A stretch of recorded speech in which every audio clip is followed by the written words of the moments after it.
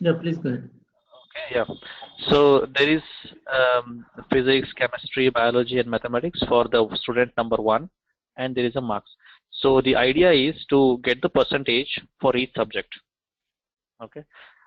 Let's say there are 4 subjects. You can count this and then do the summation, and what is the percentage for the physics and what is the percentage for chemistry, and so on and so forth for these 2 students. Okay, we can add as much as students as we want. Okay.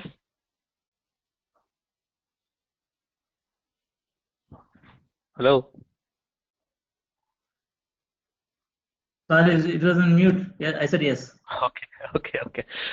Okay. What happened? Okay. So what I will do now, I will just actually yesterday night only I created this because I wanted to save some time to create this. So I am just mapping to that file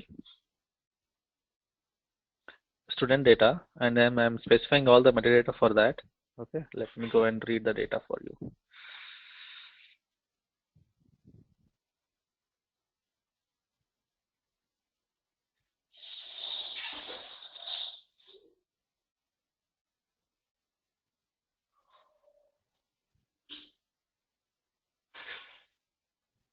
Okay, so we have got 2 students with the subjects and marks. So we need to create one more column with the percentage.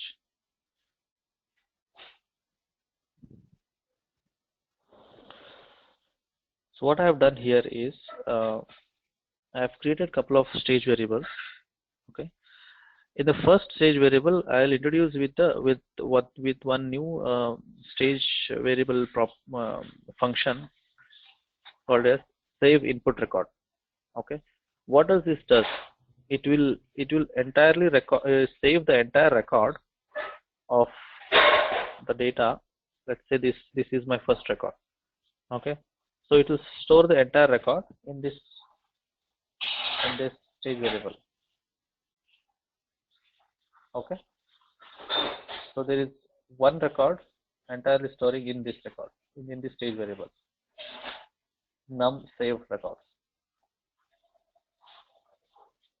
Okay, and there is one more function called last row in a group. What does is it will group the record. Let's say there are 2 customers, 2 students. So this is my first group. Okay, so this is your first group with the student ID. Here is the ID. So I am specifying, just take the last row in a group. Okay, so that we would consider as this point. So that will create as a breakpoint here. So this will be the breakpoint for the first student. We just trying to make a breakpoint. Let's say if there is one more breakpoint here, third student, physics, comma 320. So there will be one breakpoint, 2 breakpoints. That's just to make sure that there is no more grouping happenings for that student. So I'm taking the two parameters. One is number of saved records, which will just save the record in this variable, and the next one is it will try to collect the last row in a group by doing the grouping on student ID. So that is considered as a is stage variable. Next, what I'm doing, I'm calculating.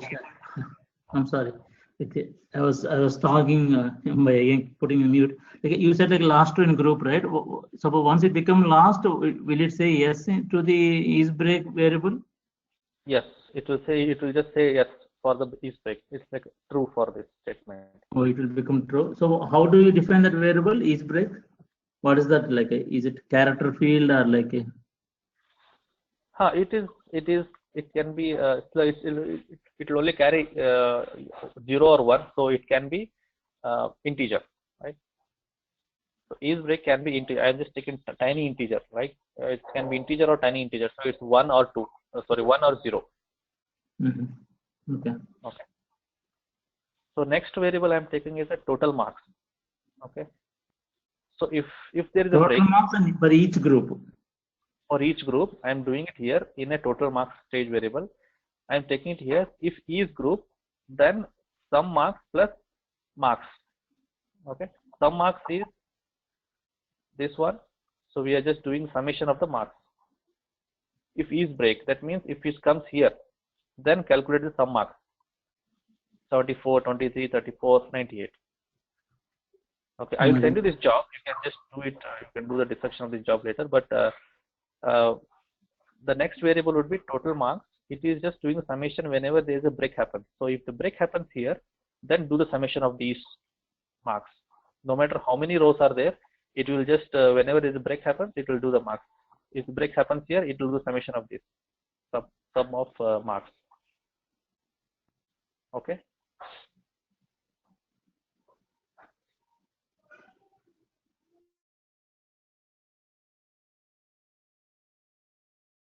Yeah.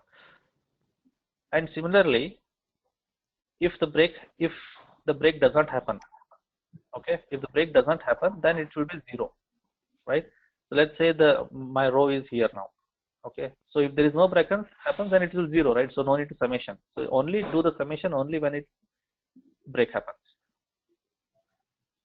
And if break, so the main, if we observe, the main stage variable is break. This one, last row in a group. So that is the main variable. Can you open the last button once, please? The summing marks. Sum marks, yeah.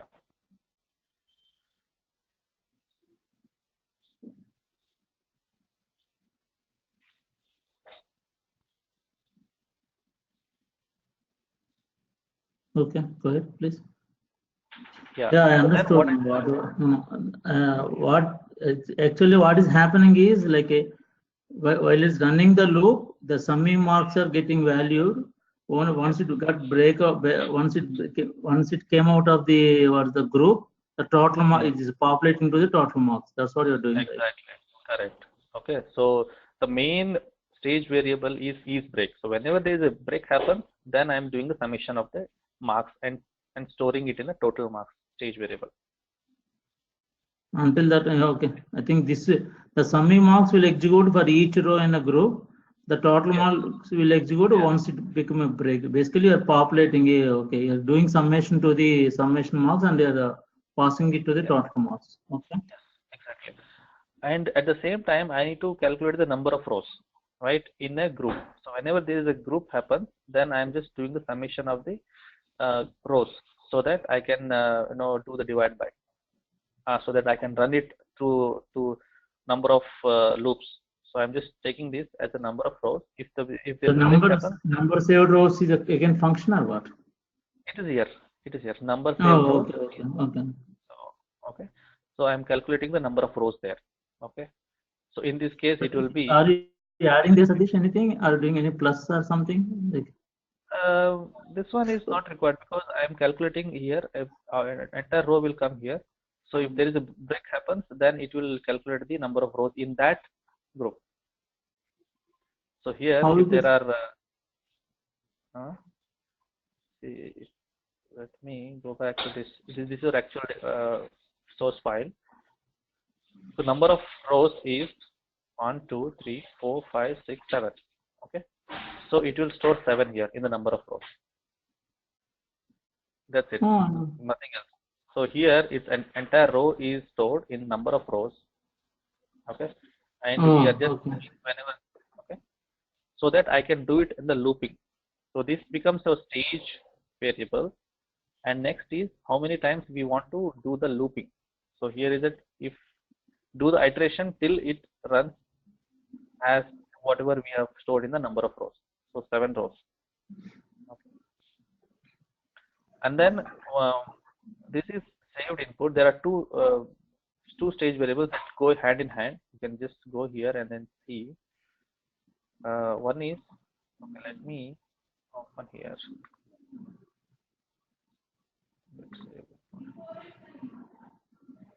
Utility. You will see here. One is save input record, okay, and it is get input record. So whatever we have saved here, it will get it in this record in this function. Like no, my question was like a save input record will keep the entire record, or like will it count the number of rows?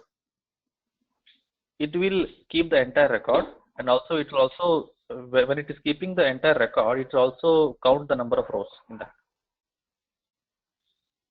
It does both. It will save the record and also it will store what the number is. If it is storing 100 records, then it will say it will store 100 records and also it will fetch back me the record also, number of records. Okay, so it does both. So what I'm doing is I'm getting that record. I'm getting this record, whatever is stored here, I'm getting it and looping it to the number of records.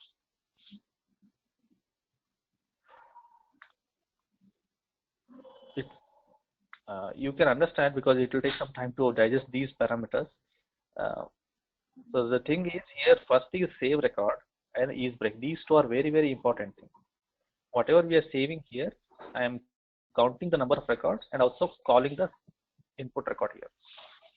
Based on the number of rows it has, I'm just counting them and then calling here and applying the rule on the total marks. So in the output, what I want same student ID, subject, marks, and percentage. So in percentage, we always multiply by 100 and divide by total number of marks. So whatever I am calling here, I am just taking out here total number of marks.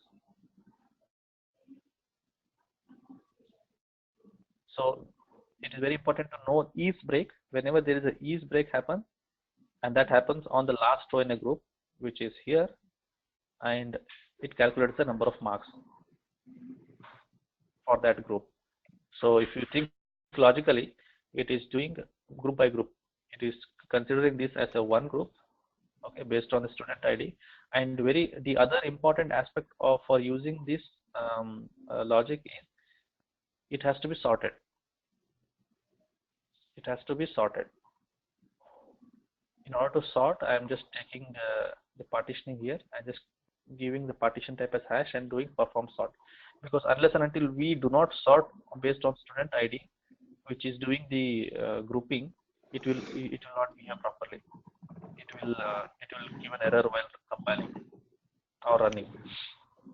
So sorting is important. You can sort it by the key column. The key column here is student ID. Okay. I will send this job to you. You can have a look and then you can have questions coming classes. So I'll compile this job and run.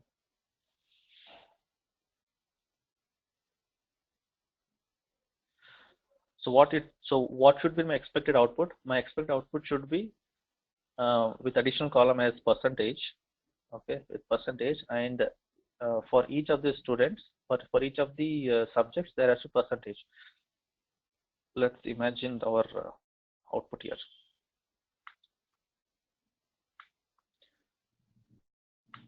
The first percentage for physics should be, let's say 74 plus 23 plus 34. Sorry, 74 plus 23 plus 34 plus 98. Divide by how many are there? 1, 2, 3. Okay. Total marks is 229. Okay. So out of total marks, what is the percentage for physics? 74 divided by 229. 74 divided by 229. I should get 32% here for the first. So this is at 32%, right? And 23 divided by 229 would be somewhere around 10%. Okay. This should be what, 32%, and this should be around 10%, and 34 divided by 229 would be around 14%. हाँ बेटा, wait, 1 minute, Pani. Sure, no problem.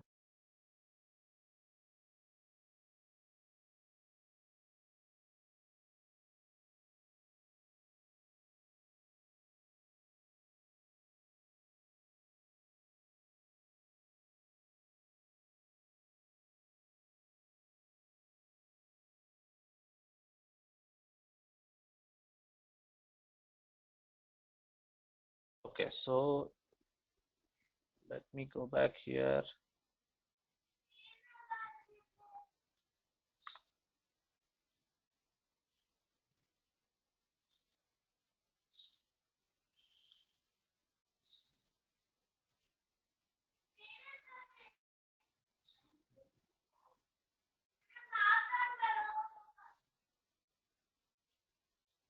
Okay, say for student 1, for physics 74 marks and percentage is 32. For biology is 14. For mathematics, so this is calculating the percentage for each subject based on the student, grouping by student. It is taking 32 and chemistry 10%, chemistry 10%, biology 14. Satish, have you ever used this